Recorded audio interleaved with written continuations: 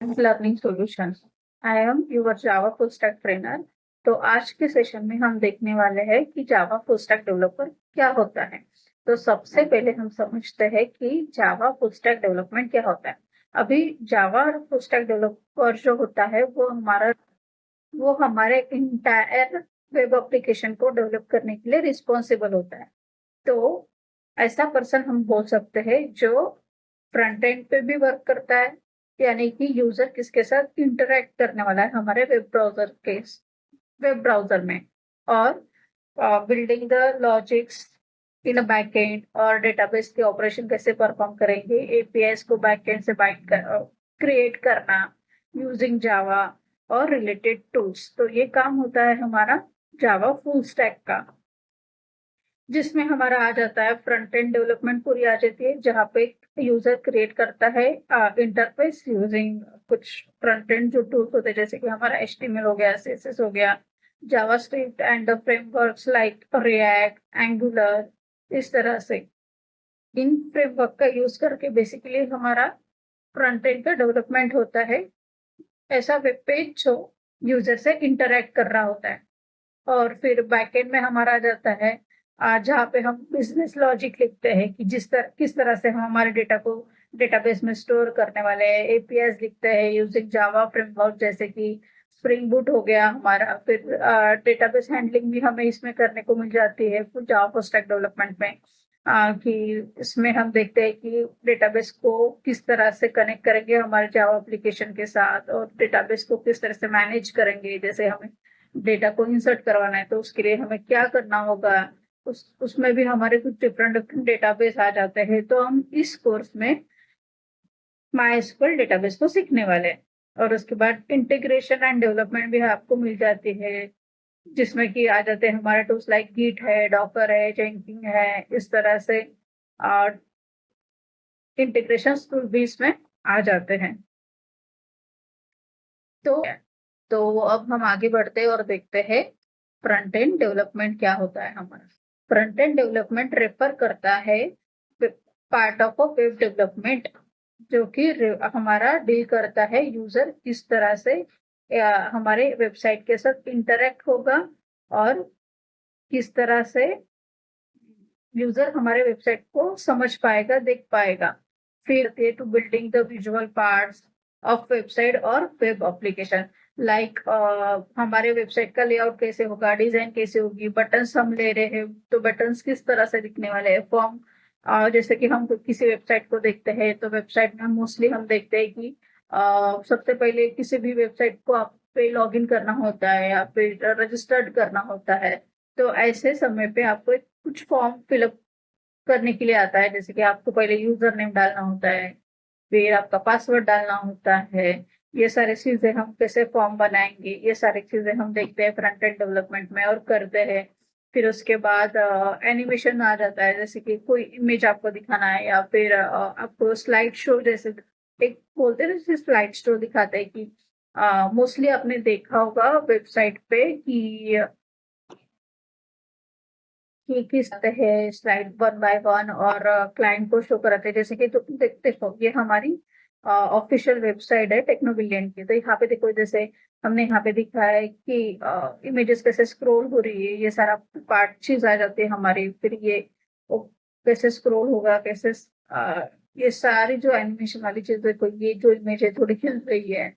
तो ये पार्ट हम पूरा फ्रंट एंड में आ जाता है हमारे किसी भी वेब डेवलपमेंट का। तो ये सारी चीजें हमारी आ जाती है फ्रंट एंड में। ओके, तो ये देखो ये पूरा हमारे वेबसाइट का लेआउट होता है। ये जो देख रहे हो ये हमारा बेसिकली लेआउट होता है। फिर ये देखो इस ये ये जो फॉर्म होता है ये भी हमारा गूगल फॉर्म जैसे ही होता है। गूगल फॉर्म जैसे नहीं बोलेंगे हम इसे जैसे हमारा रजिस्ट्रेशन फॉर्म हो गया, फिर कंटेंट डेवलपमेंट के अंदर ही आ जाती है। तो अब हम देखते हैं कि हमारा बैकएंड क्या हो। बैकएंड देखने से पहले हम देखते हैं कि बेसिकली यूज होता है स्ट्रक्चरिंग पार्ट के लिए HTML।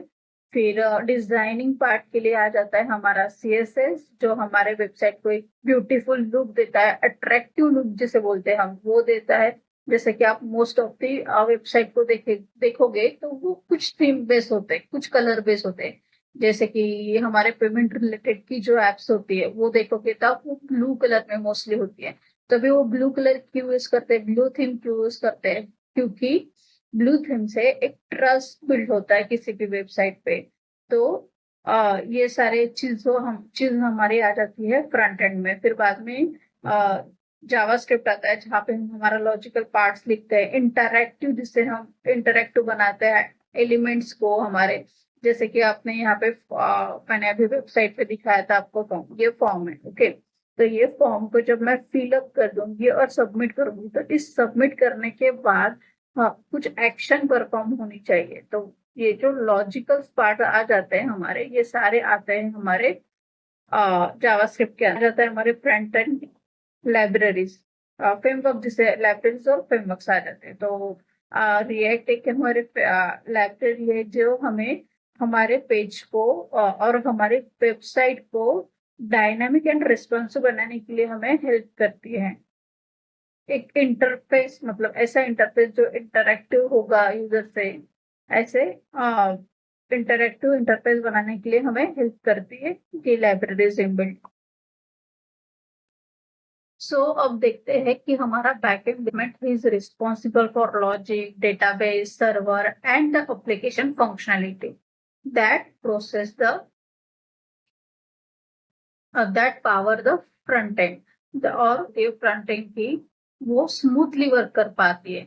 तो बेसिकली हम बैकएंड में हैंडल कर रहे होते हैं हमारा बिजनेस लॉजिक, जैसे कि हमारे ऐप कैसी बिहेव करेगी, किस तरह से ये सारे जो लॉजिकल पार्ट होता है, जैसे कि आप डेटा इंसर्ट कर रहे हो तो किस बेसिस पे कर रहे हो, क्या करना है आपको, कैसे आप किसी यूजर का लॉगिन लोगे।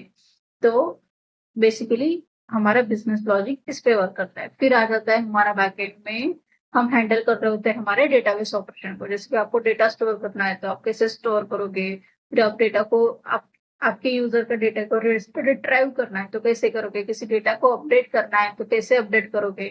ये सारी चीजें हमारी डेटाबेस के ऑपरेशन में आ जाते हैं। फिर हमारा आता है सर्वर कम्युनिकेशन। सर्वर कम्युनिकेशन में हम हैंडल कर रहे होते हैं क्लाइंट के रिक्वेस्ट को सेंड, और उनको रिस्पॉन्स सेंड कर रहे होते हैं on the basis of request.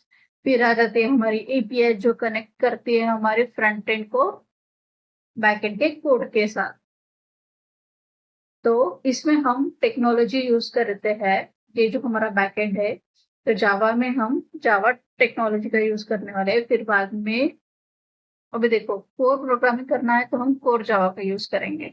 जैसे कि सिंपल सिंपल ऑपरेशन है, आपको डेटा की, आपको A+B का कुछ कैलकुलेशंस करना है, ऐसे जो बेसिक बेसिक ऑपरेशन है, और पूरे कोर जावा में हम इस सारी चीजों को कवर करेंगे। फिर बाद में आ जाता है हमारा स्प्रिंग बूट, जो बहुत पॉपुलर फ्रेमवर्क है जावा में for building the web application, और इसी के थ्रू हम एपीआई को भी क्रिएट करेंगे to interact with the front end. और फिर डेटाबेस के साथ कम्युनिकेट करने के लिए हमारी जो जावा की एप्लीकेशन है उसे हमें, अगर डेटाबेस के साथ अभी डेटा स्टोर करना बोले तो हम करना हो तो हमें डेटाबेस के साथ ऑब्वियसली हमारे एप्लीकेशन को बाइंड करना होगा, कनेक्ट करना होगा जिसे हम बोल सकते हैं, ओके। तो कनेक्ट करने के लिए हमारे जावा में भी हाइबरनेट है, जेपीए है, जिनके हेल्प से हम, और जेडीबीसी भी आ जाता है डेटाबेस को के साथ कम्युनिकेट करने के लिए। फिर हमारा डेटाबेस भी, हम डेटाबेस भी सीखने वाले हैं जिसमें हम माइस्क्यूएल सीखेंगे, और भी होते हैं जैसे कि मोंगोडीबी हो गया, ओरेकल हो गया, ये सारे भी डेटाबेस ही अवेलेबल है ऑलरेडी मार्केट में। बट हम इस कोर्स के ड्यूरिंग माई एसक्यूएल को समझेंगे, ओके। भी चीजें अब हमने समझ ली, अभी ये एक साथ किस तरह से काम करते हैं उसे भी समझते हैं। तो सबसे पहले क्या होता है, हमारा क्लाइंट किसी ब्राउजर के पेज से, वेब एप्लीकेशन से कुछ रिक्वेस्ट भेज रहा होता है। जैसे कि सपोज इमेजिन करो, यहाँ पे यूजर ने लॉग इन ही कर रहा हो, सपोज वो हमारे वेबसाइट पे लॉग इन कर रहा है।